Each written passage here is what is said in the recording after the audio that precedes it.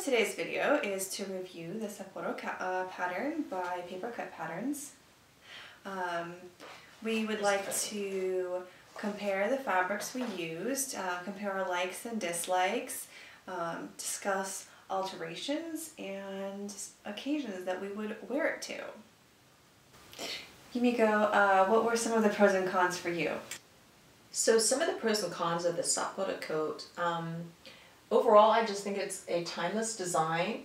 I love the pockets and these wonderful shorter crop sleeves, the way it hangs. I think overall it's a great pattern. Some of the cons, the length of the inner sleeve was a little bit too long, and so what would really help is to shorten it maybe 1/4 inch so that you don't have an overhang, or an underhang, that is.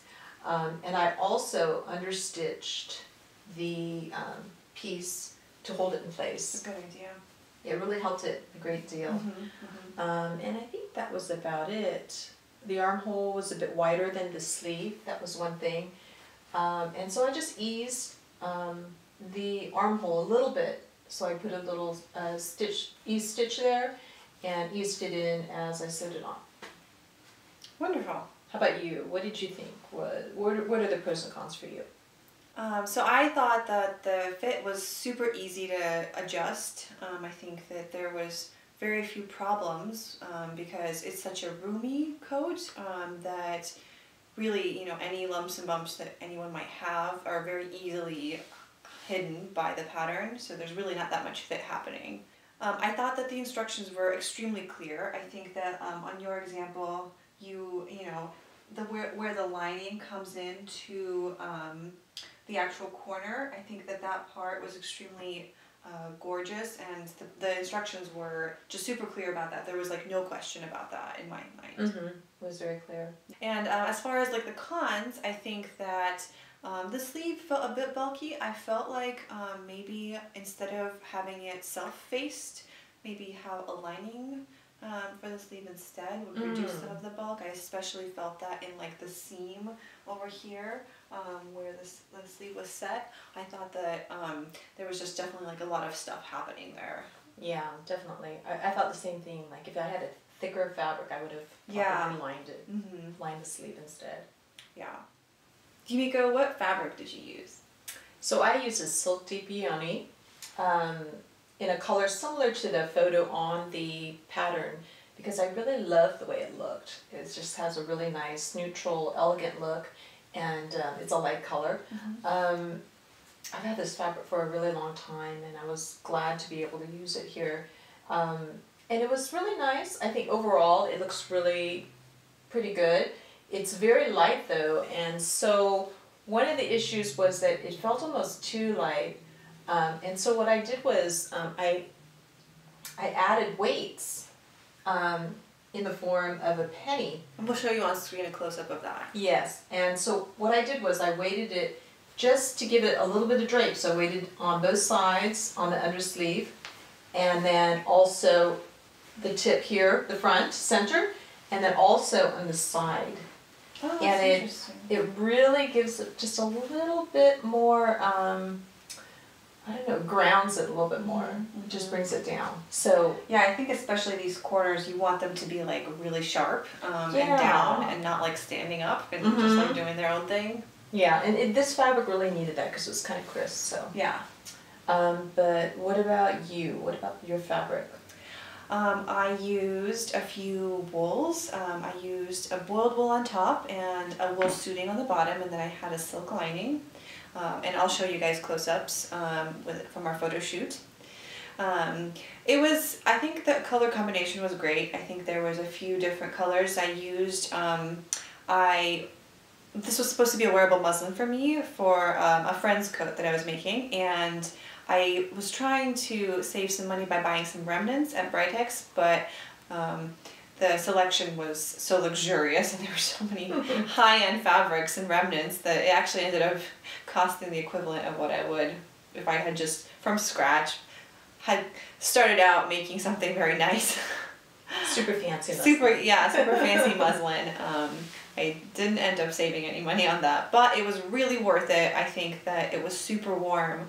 I think as I've been sewing, I've discovered that just the wool content of the fabrics is really what drives the warmth of a piece of clothing. And this is definitely one of those examples where the fabric is super thin and drapey, but because it has such a high wool content, it was actually supremely warm. And then you lined it with silk, you said, too, I did, right? So yeah. that makes it a lot warmer, too. Yeah, you know, the kind of impression that people have of silk often is that it's, you know, it's so breathable and it's so light and airy and it kind of glides on your skin. But the reality is that, you know, it's also a natural fiber and that it's actually quite warm as well. It's very warm, Yeah. What occasions would you wear yours to? It turned out kind of dressy. I guess I kind of knew that because the fabric has so much luster.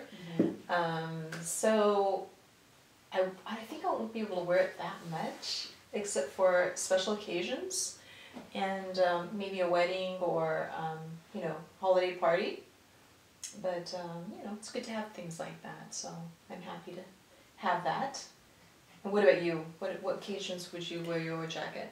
So I end up wearing it a lot to work. I think that it really pairs well with a lot of my existing clothes in my wardrobe, and it's so warm that it like instantly makes the look put together. It just looks like there's a lot of intent.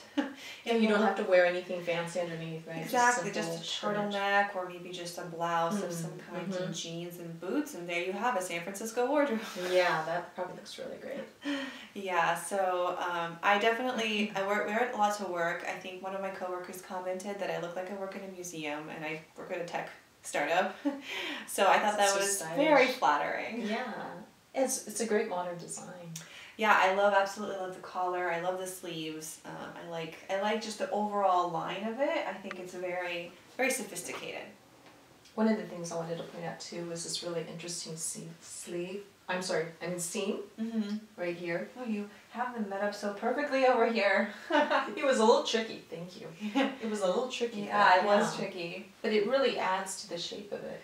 Yeah, I definitely love how it adds volume in a place where you wouldn't normally have volume, and I think obviously you see the silhouette, you see the legs go down from it, so you know that like that is artificial volume, not, you know, the volume you're trying to hide. So it's actually quite elegant because it looks very intentional. Yes, it does. It's very well thought out. So Yumiko, did you think that this pattern was overall a success? Yeah, definitely. I really think it's a great pattern for someone who's got a few projects under their belts. Definitely not a beginner pattern because I think there were some challenges with certain seams, especially like that side one here, because you're fitting together some opposite curves. So I'd really recommend kind of looking a few steps ahead on the pattern to see where things are going before you know, start working on one step. Yeah, I definitely think this was like a really successful pattern, but I agree with you that I think for a lot of us, the pattern, we all have this review of like, oh, this pattern was super easy to follow, but that's only because we've had so many other patterns that we followed that like the lining doesn't line up and the sleeve isn't set in correctly and some of the other like seam allowances don't add up. And so because of that, this pattern ended up seeming super easy and super great, but I think in reality, like those past experiences are what made this pattern so great. So definitely not a beginner project, more like advanced beginner. Yeah. Yeah. Or intermediate even. I don't know. Yeah. One of the things I forgot to mention was I had the advantage of or the benefit of seeing a lot of different jackets made up, and I saw a few in a local fabric store that used a kind of thinner fabric, and I noticed that the collar, it was very thin, and I thought, you know, this is an example of it, you know, according to the directions, and it's kind of subtle, but what I did was I added a piece of bias. I used some handmade bias, and I added that and stitched into the seam just to give it a little bit more of a roll at the top, a little bit more substance. So that's kind of a subtle addition. I don't know if you can notice it. I definitely think, yeah, I can notice it. One of the things that I have on my coat is that the collar seems to be falling off a little bit off the neck, and I think that if I had added more bulk there to the seam, I think it might be more substantial and more like independent on its own. What kind of interfacing did you use? Like a knit? Just like medium weight interfacing. I think I did too. I think I used it stretch interfacing. Oh, interesting. Yeah, that's fascinating. One of those, you know, that white knit fusible one. Yeah, yeah. So it worked out pretty well, I think. Yeah, in reality, like what you did was just add more interfacing, right? Like. Yeah, it just gave it a little bit more body, you know, and a little bit of bulk at the top. So that was one of the additions. I definitely am very happy with the outcome. Considering that this was just supposed to be a wearable muslin, I'm very happy with how it turned out. I'm very surprised at how often I end up wearing it. It's just very, very frequent. And I normally am the kind of person who likes a closure in front on cardigans, coats, or anything like that. So I think definitely having something more drapey really helps with the fact that it stays kind of on. Yeah. So that was kind of my solution to that. I'm surprised how often I wear it, given that it doesn't have any closures. I feel like, I don't know if this is the same for you or not, but I feel like it's a very integral part of the wardrobe at this point. It just fits in so well into any style. Definitely. I agree. And then next time I think we want to review the ginger jeans, which we are currently feverishly making and buying more and more fabric because we can never have enough jeans. Yes. I might even have 2 pairs, so we'll see. That's exciting. You will too. Oh maybe. my gosh. Well, now I have to, now that you will. Thank you so much for watching our video. Thank you so much. Hope you subscribe to our channel. We are really looking forward to putting out more videos, and we hope you have a good day.